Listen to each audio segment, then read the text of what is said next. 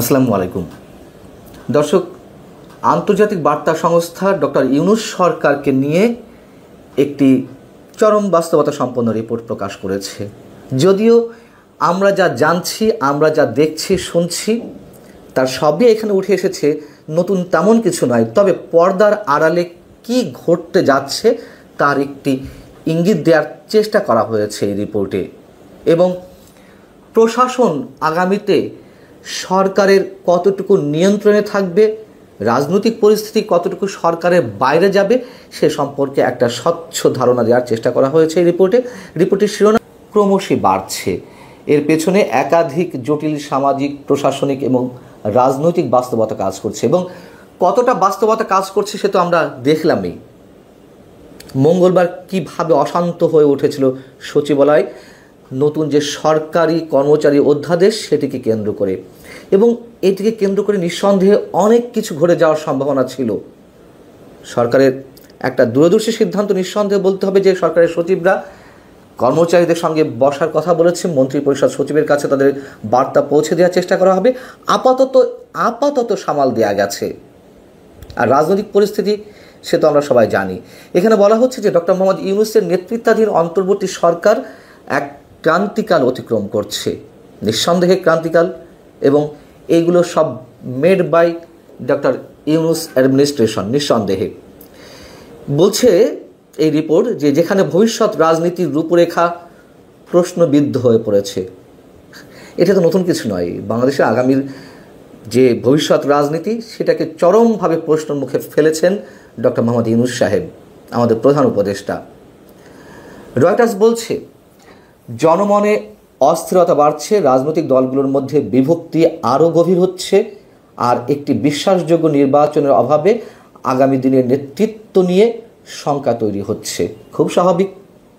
নেতৃত্বে কে আসবে, কোন রাজনৈতিক দল আসবে, অথবা বর্তমান সরকারের নেতৃত্বেও ডক্টর মোহাম্মদ ইউনূস থাকবেন কিনা সে নিয়েও তো গুঞ্জন অনেক আগে থেকে শুরু হয়েছে। একেবারে আনবায়াসড একটা রিপোর্ট করেছে রয়টার্স।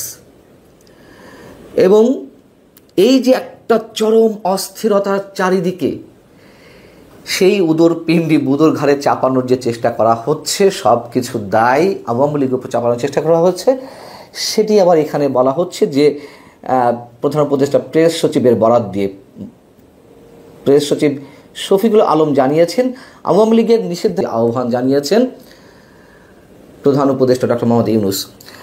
রাজনৈতিক দলগুলোর সঙ্গে যে বৈঠক অনুষ্ঠিত হলো শনিবার এবং রোববার, তার মধ্যে ডক্টর মোহাম্মদ ইউনূস বলেছেন আওয়ামী লীগের রাজনৈতিক কার্যক্রম নিষিদ্ধ করার পর থেকে একটা যুদ্ধাবস্থা তৈরি হয়েছে দেশে।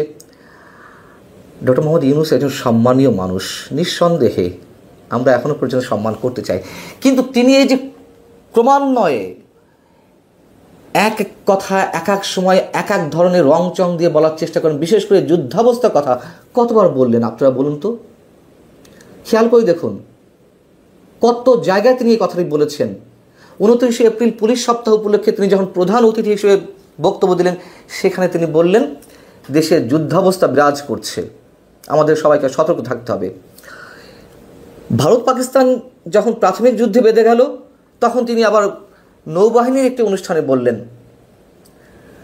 এই যুদ্ধ শুরু হয়ে যায় অবস্থা, সকালে ঘুম থেকে উঠি দেখি এই অবস্থা, আমাদেরকে যুদ্ধের জন্য প্রস্তুতি নিতে হবে এবং যেন তেন কোনো প্রস্তুতি নয়, যাতে আমরা যুদ্ধে জয়লাভ করি সেই ব্যবস্থা নিতে হবে। কেন এই ধরনের কথা বারবার বলছেন? আবার কি বললেন নতুন করে রাজনৈতিক দলগুলোর সঙ্গে যে আলোচনা শুরু করলেন শনি রোববার, সেখানে তিনি বললেন আওয়ামী লীগের রাজনীতি নিষিদ্ধ করার পর থেকে দেশে যুদ্ধাবস্থা তৈরি হয়েছে। তার মতন একজন ব্যক্তিত্বের কাছ থেকে আমরা এ ধরনের খেলো মন্তব্য নিশ্চয়ই আশা করতে পারি না। বিষয়টা হচ্ছে যে তিনি মন্তব্য করতেই পারেন, কিন্তু একই কথা এক এক সময় এক এক ধরনের রংচং লাগিয়ে কখনো ভারত পাকিস্তান অবস্থা তৈরি হয়েছে, খুবই অদ্ভুত। রয়টার্স বলছে সরকার এখনও পর্যন্ত জাতীয় নির্বাচনের নির্দিষ্ট সময় ঘোষণা করেনি, তবে তারিখ অনির্দিষ্ট থাকার কারণে বিরোধী দলগুলোর চাপ বৃদ্ধি পেয়েছে। এবং বিএনপি প্রসঙ্গে বলা হচ্ছে যে বিএনপি স্পষ্টত জানিয়ে দিয়েছে ডিসেম্বরের মধ্যে নির্বাচন না হলে তারা সরকারের প্রতি সমর্থন রাখবে কিনা সেই বিষয়টি তারা বিবেচনা করবে, সেটিও এখানে উঠে এসেছে রয়টার্সের প্রতিবেদনে।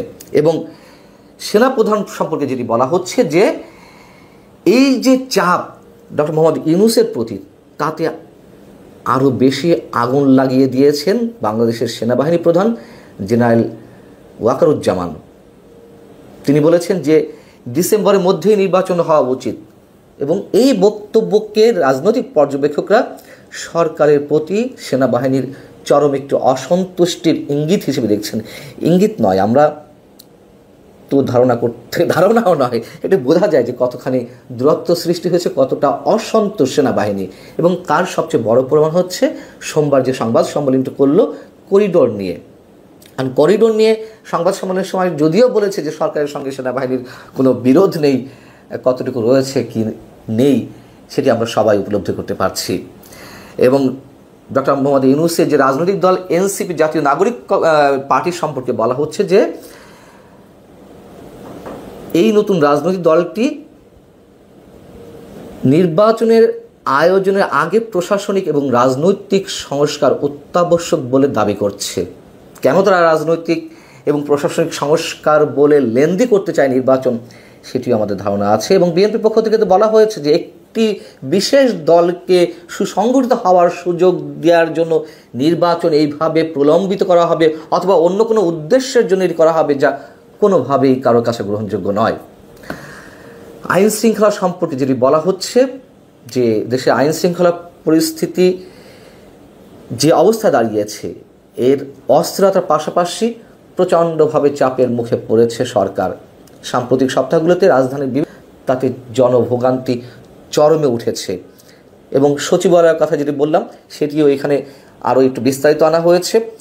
আওয়ামী লীগ সম্পর্কে যেটি বলা হচ্ছে, যা হিউম্যান রাইটস ওয়াচের প্রতিবেদনে উঠে এসেছে, এবং সেই জায়গা থেকে সাবেক প্রধানমন্ত্রী শেখ হাসিনার ছেলে সজীব ওয়াজেদ জয় তিনি যে ফেসবুকে পোস্ট দিয়েছেন যে ডক্টর ইউনূস প্রতিশোধের রাজনীতি করছেন, আওয়ামী লীগের উপর নিষেধাজ্ঞা দেশের গণতান্ত্রিক ভিত্তিকে ধ্বংস করবে, এই যে মন্তব্য করেছেন, এর সাথে আমরা হিউম্যান রাইটস ওয়াচের যে বিবৃতি গত 3 দিন আগে সেটি নিশ্চয়ই আমরা মনে করতে পারি। সেখানে স্পষ্টত বলা হয়েছে সরকার স্বৈরাচারী পথে হাঁটছে। আওয়ামী লীগ যে কাজগুলো করেছিল সেই কাজগুলো তারা হাতে নিয়েছে, সেই উদ্যোগগুলো, এবং ক্ষেত্র বিশেষে আওয়ামী লীগকেও ছাড়িয়ে যাচ্ছে।